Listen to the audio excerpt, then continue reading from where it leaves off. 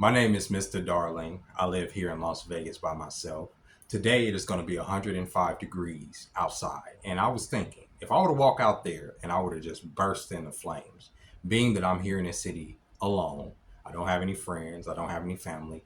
I do date, I'll get into that in a little bit. But the only, let's say, routine people in my life at the moment are the people that I work with, my coworkers. So if something were to happen to me, right, the only people that would miss me initially are the people that I work with. And even then, they probably wouldn't put out the bat signal or missing persons report. They'll probably hit my phone up a couple of times and then assume that I no call, no show, and walked off the job, right? The only person that will probably miss me in the long run after a couple of weeks is my mother. And maybe y'all, who knows, right? But for the most part, I thought about that. And the only person that I can call on in case of an emergency in this moment is myself. And a lot of that is because I have chosen to be so guarded and isolated with my emotions and feelings that I don't welcome people into my life completely. I put up a wall for even the people that I date, even women that want to show me a good time. And I don't mean just like that. I mean, show me things, take me places, restaurants, out of the state, out of city. I put up a guard when it comes to those type of things because I feel like if I fall in love easily, and I feel like I get emotionally invested into people, and the moment I get too emotionally invested into people, it feels like people pull back from me. So I stay guarded and I say, okay, it is what it is, and I take it for what it is in the moment. So if I'm dating somebody and we're having a good time that night, I don't expect anything out of it beyond that night. And I'm not just talking about sex or anything. I'm talking about the moment. The moment in time is what I relish from day to day. However, there is no security in not having routine people in your life. And what do I mean by security? I can take care of myself. I'm a big boy, right? Danger comes my way, I can handle it. However, I'm not just talking about outside dangers. I'm talking about the dangers from within. If I were to get sick, like I said, if I were to burst out in flames, have heat stroke in this type of weather, who's going to know that I'm sick? Who's going to be able to take care of me? Who's going to feel anything for me besides me? No one. No one. And I think that when you have been, let's say, in a relationship or in a community for so long, you don't realize how secure you are in that community. If you don't come home one night, somebody's going to miss you. If you fall ill and you're bedridden, somebody is going to take care of you to a certain degree. When you're utterly by yourself, like a lot of men are, there's nobody to feel sympathy. There's nobody to take care of you. You're playing the game on hard mode. You're playing life on hard mode. And when people do come into your life, women come into your life, and even if you do like them, sometimes us men, we can sabotage those relationships that are very welcoming and accommodating to us because we become addicted to our own independence. If a woman wants to come and start buying you socks and drawers, if a community of people want to come in and start helping feed you, a lot of times the skepticism build up because you become a creature of habit of being on your own and independent. You just have. And I think that's the thing that a lot of women have found themselves in when they say, I'm an independent woman, I'm doing it by myself. When they want to find companionship, this inherent primal urge to want to get next to some dick, right? To want to get net, you want to get that nut, right? But at the same time, have a disposition to where they don't need a man, but yet they reach out for men. That is because they become addicted to their independence. They know that at the end of the day, they can take care of themselves. And I'm saying this men and women, right? I'm speaking for women right now. They can take care of themselves. They don't need anything. That's a masculine trait because as men, we say, yeah, I don't need that because I'm going to take care of myself, right? And if a woman's going to come and make me soft, if a woman's going to make it feel like make me feel like I'm not doing enough for myself, that could be a detriment to myself if she was to pull away that kindness. And a lot of times women will pull away that kindness from you if they fall out of love or fall out of respect for you. And so us bachelors and men that live alone for a long time become so addicted to our independence that, like I say, when those women do come in, let's say you dating women that do have a lot of the traits that you like, you like them a lot, it can become scary to like want to give your heart and a piece of yourself to that person because you know that at the end of the day that can change. So you learn how to just relish the moment. You relish the time that you can have in the moment, the dates, the time, the talks, the sex, whatever it may be. You relish just that. You don't think in your head to build this overall community over time. And that's why I think a lot of ladies have think that a lot of men are dogs because they'll start talking to a man. The man is telling them everything that they want to hear, probably because the man that feels that way, probably honestly feels that way about you. but you want to intertwine y'all lives. You want y'all lives to become entangled, right? Not just in the sense of y'all in the sheets, right? Not just y'all bodies entangled, not just y'all lips and tongues entangled, but you want your whole lives to be entangled. And that can be scary for a lot of us, man. I'm telling you women that it can be scary for a person like me when I'm doing it by myself and I'm making it work and I can see myself making it work and getting to the next level. And then all of a sudden this woman comes in and she's offering like, she's like this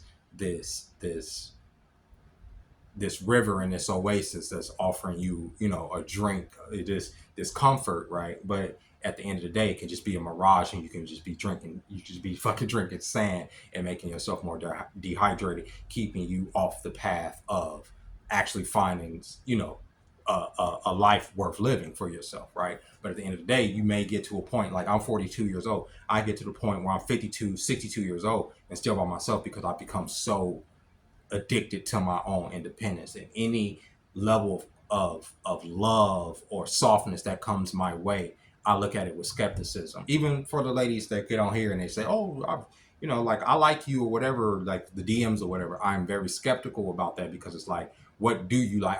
It's crazy unhealed shit that's in my head, right? But at the end of the day, like I feel protected because I got me. If I have to call, I know that if I call me, I'm being funny, but if I call me, I'm going to pick up 100% of the time, right? If I need to have my back, I'm going to be there 100% of the goddamn time. I'm not going to ever feel like, oh, okay, this person doesn't have my back because I didn't meet the criteria that this person wanted me to meet at this period in time. I always got me. And I say this because, like I said, I have been dating, I have been welcoming people into my life, and I've opened myself up, right? And I have to be cautious about that because it's, like I say, I enjoy the time I spend with this person or with these people, and I enjoy that, but I don't want to get too invested because of what may happen in getting too invested. Lives become intertwined and then they break down over time, and it sends me back to square one. Y'all got to take in mind that it's coming up on a year now to where I started living on the streets and having to start over, and it, you know, again, it's not like the first time, but I don't want to have to start over again. I'd rather just be here on my baseline and build up from here, you know, and get to a point to where I'm at the next level for myself. And like I always say on here, you can't help nobody if you can't help yourself. If I can't help myself, and I've been helping myself, but if I can't continue to build and go forward, how can I be better for somebody else? And like I'm saying, some people say, well, why are you dating? Are you dating with purpose? The purpose is to have is to enjoy a person's company. Is to not, y'all not be lonely. Or it's for y'all to go out and, like I say, enjoy the moment. That's it. Not everything has to be this whole future proofing and we got to get married and we have to do this and we have to go here and we don't have to do all that. We can enjoy each other in the now. We can make a time and a date to talk, or we can make a time and a date to get together and go get something to eat or go see something or do something, and we can enjoy each other's time in the moment, and that can go on. We don't have to intertwine our lives to the point to where resentment builds up and all that stuff, or bring our so quote unquote communities together to where, you know, one of us don't necessarily have a community. So what would that be? It would just be me being welcomed into a community that I am skeptical about, and they're probably skeptical about me. I'm just saying, this is what it is. This is what it is for a lot of people. It's where a lot of people get on here and they lament the fact that they're lonely, or that they can't find a significant other, or that they've been in the dating scene, and the dating scene is full of piss and this and that, because everybody's looking for not necessarily companionship. They're looking for a moment to not feel lonely. I'm just being honest with you. And there's a lot of men out here that if the longer a man is by himself, the more he becomes addicted to independence. It's just what it is. I think a lot of ladies, they become independent out of necessity. Y'all don't necessarily want to be independent. Y'all do want a man that's going to come in and rescue y'all out of whatever situation y'all in. And I know rescue is a harsh word, but a lot of ladies do want either the man or the government or somebody to come in and make their lives easier. But as a man, I don't expect that. I don't expect that from a woman. I don't expect that from my government. I don't expect that from life. I know that life is a series of challenges, and those challenges may never get easier for me. But as a man, I have to be able to take them on. And my mistake in the past has been always thinking I had somebody on my side or my back to back me up when I'm facing those challenges. And in reality, I was probably facing challenges on my own that other or battling demons and stuff on my own that those people that I thought were my companions had no idea that I was even battling, right? So how could they be there fighting next to me? How could they be there supporting me when they didn't even know what the fuck they were supporting? You understand what I'm saying? And this is like a lot of people find this in a lot of their communities. Why so many people resent their families and their siblings and their moms and dads, because those people never picked up on the fact that they probably were struggling with some issues, or they probably were struggling with this thing called life, or just their security or their place within that family. And when they do isolate themselves, or when they separate themselves from that, it is very hard for them to become integrated into a new community, because like I said, they become so addicted to their own independence, right? But we are social creatures. If something were to happen, in case of an emergency, in case I were to burst into flames out there, community is important in order to heal you. And the security, that's what I mean. Security is the people that got your back. And when you don't have nobody, when you're in the city alone and nobody got your back because you push everybody away, you know, you at the mercy of the elements out there. You at the mercy of the machine completely, because you are alone. You are playing the game. It may not be completely on hard mode, because I do have my comfort, so I don't give a fuck if it's 105 degrees out there. My air conditioning still work. I can always come in here and cool down. So that's not necessarily the hardest mode to me. I do have a job. I'm grateful for that. I do have my internet community. I am grateful for that. It ain't completely doom and gloom. I do have the ladies in my life that adore me. I do. I do. I really do. That do want to be in my life, that do want to build a community with me. It's just that, like I say, in my head, I am where I am. And it's just like, I feel like I have my issues and my trust issues, and it's not them. It's not, it's all on me. You know what I'm saying? It's what people say, it's just an unhealed person. I don't think it's necessarily unhealed anything. I think it's a survival mechanism for me. I think I'm in a perpetual survival mode. I don't ever want to be homeless again. I don't ever want to have to beg the government for anything. I don't ever want to be at the mercy of the fucking state because, oh, I had to rob something in order to do this and I didn't put me in some prison, or some cop that had, any of that bullshit. Or I have to beg for their money, or them to put me in housing. I see how they treat the veterans out here. I see how they treat the homeless people out here, and they put them in this perpetual loop that is very hard to get up. They send them from mission to mission, and they have to go through this program and this program, even when they're not on drugs, just to make a leg up. So from my position, I feel like I just have a little bit of a leg up on that. And if I keep on my current trajectory, life can get even better and better and better. But there is that feeling of loneliness, to where I feel like I can't 100% connect with somebody that I do want to build community with, or that I do like. Like, for instance, I was, homegirl I sit here talk to, and I find myself talking like I do, and then I feel bad that I'm talking too much. I feel bad that I'm expressing myself too much, and I never used to feel like that. I feel like, damn, I'm talking too much. I'm talking her head off, and then I always find myself apologizing for talking too much, because I've been told by multiple people in the past that I talk too much, and I do talk too much, and sometimes I do complain. It may come off as complaint. I made the video, yesterday talking about, or the day before yesterday talking about how I don't want to complain. I mean that, and that comes from the fact that people say that you complain a lot. You talk about this, you talk about that. It's not as I do. It's because I see certain things and I have these observations about life and stuff, and I want to express them. But that is a turnoff, right? That makes pussy dry, right? I'm being funny. It really ain't that much of a turnoff, but it's a turnoff enough to where I feel like if I can't express myself 1,000%, it's not because of them. Like I said, it's because of my unhealed shit.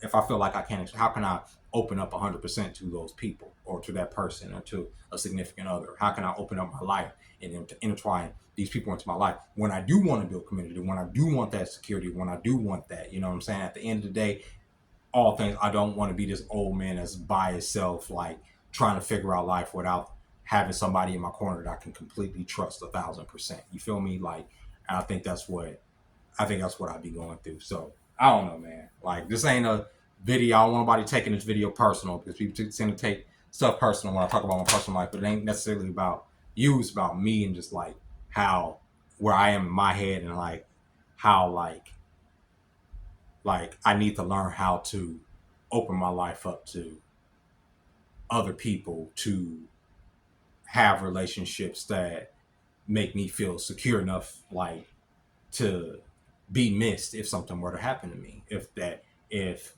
I were to, like, I got hit by a car twice this year, right? If, let's say, that didn't turn out the way that it did. I just didn't roll off the goddamn hood.